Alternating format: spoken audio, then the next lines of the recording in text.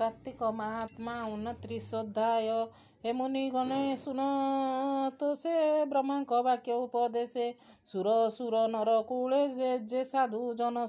त्रय स्थले आत्मार कुशल विचारी बटल पिप्पल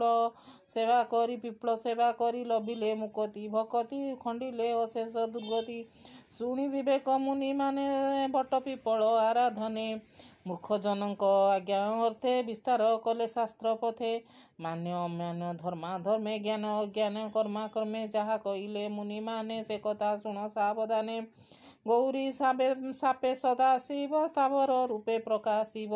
संसारे बट वृक्ष रूपे प्रकाश हेले कल्पे कल्पे तेणु कल्प वृक्ष नाम तापुटे पुरुष उत्तम प्रलय जड़ेदा बास करी बाल मुकुंद नाम धरी तेणु से वृक्ष अति प्रीति स्वभावे हरिहर मूर्ति केबे हे भिन्ना भिन्न नुहे द्वितीय रूप एक देहे हेमंत मंडीप प्रत्यक्ष से हरिहर बट वृक्षे से वृक्ष पूजा करे जेहु अशेष फल लभे सेहु तेणु से वृक्ष को आराधि पालने सर्व कार्य सिद्धि जेवण जन आज्ञा ज्ञान चिते बट विनाशे शस्त्र घाते तार स्वीकृत जेते थाई वृक्ष छेदन मात्रे जाई कपिला बध कला दोष शरीरे हुए परवेश पुणी संसारे जेते दिन करई शिव दर्शन से धर्म प्राप्त नुई अंते नरके पड़े जाए एक वृक्ष एक जुग नरके होई थाई संग तदंतरे रवि तले जात हुई गिरी माड़े कोल्हा मल्लार रूप धरी तरु हिंसने दिन हरि केबे हे न करिब सुख पुणी नरके पाई दुख एगति लभई प्रत्यक्ष एबे कहिबा विष्णु वृक्ष से सर्व वृक्ष रूपे राजा तीनी लोकरे ताकू पूजा पिपल वृक्ष रूपे हरि से तांकू आराधना करी उत्तम स्थाने नेई रोपी मूले चौरा बंध बांधी शीतल जल देई नित्य पूजा करिब भक्ति नित्य पूजा करिब भक्ति मते दर्शने स्पर्शन शरण दंड प्रमाण प्रदक्षिण हेमंत सप्तधा भक्ति वृक्ष चिंतिब विष्णुमूर्ति स्तुति करिब जोड़ी कर बोलिब नम वृषेश्वर हे लक्ष्मीकांत शूल तनु श्रीभुजे शंख चक्र धनु गदा खड़ग तीक्ष्ण धर मुक्त अम्बुज कष्टकर कौस्तुभ धर पीतवास अखिल नाथ ऋषिकेश वृक्ष स्वरूपे भक्त बंधु मते उद्धार कृपा सिंधु हेमंत वाक्य स्तुति करी वृक्ष स्वरूपी नर हरि सेवा करिब जेउ जन केते कहिबा तार पुण्य सौनक आदि ब्रह्म मुनि भृगु नारद महाज्ञानी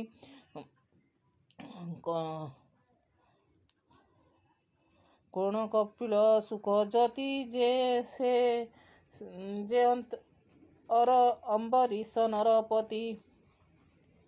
ध्रुव भकत प्रहलाद जय विजय सुखप्रद सुशील अतिशील मूले जे भक्त जन विष्णु तले से लोक मानकर गति पाइबे वृक्ष राजभक्ति अनेक जन्म थिले पाप अंगरे न लागई ताप जीवन होइथिब सुखी ताबन से दरिद्र न देखी निर्बल करु होइथिब कूल पृथ्वी थिब जेते काल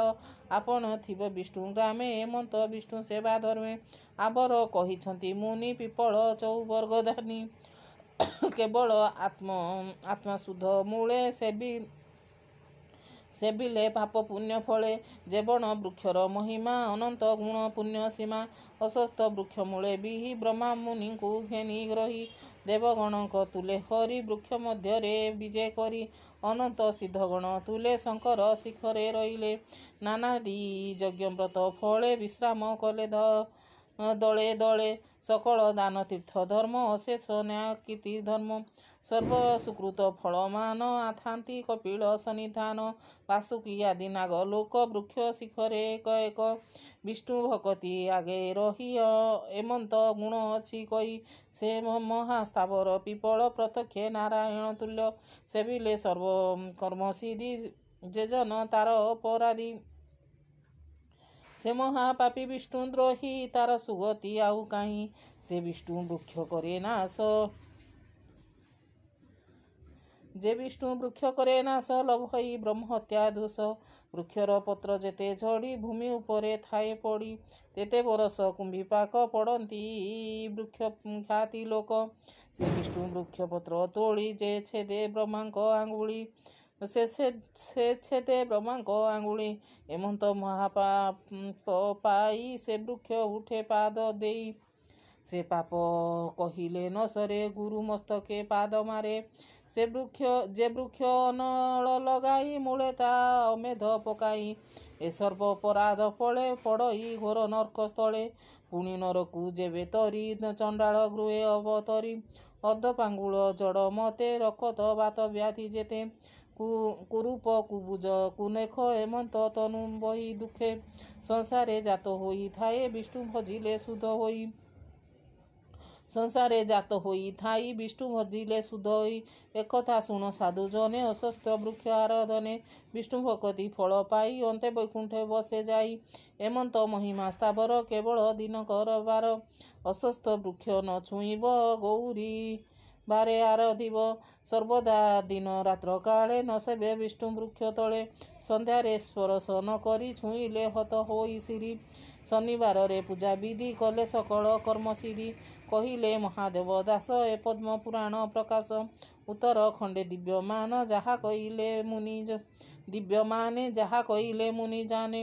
ଏକଥା ଘେନି ହେତୁ କରି କରେ ନରେ ସଂସାରୁ ଜୀବ ତରି ଇତି ଶ୍ରୀ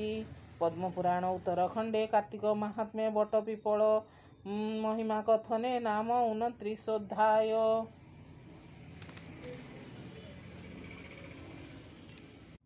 कार्तिक महात्मा 29 अध्याय। हे मुनिगणे सुनतो से ब्रह्मांक वाक्य उपदेशे सुर सुर नर कूले जे साधु जन त्रय स्थले आत्मार कुशल विचारी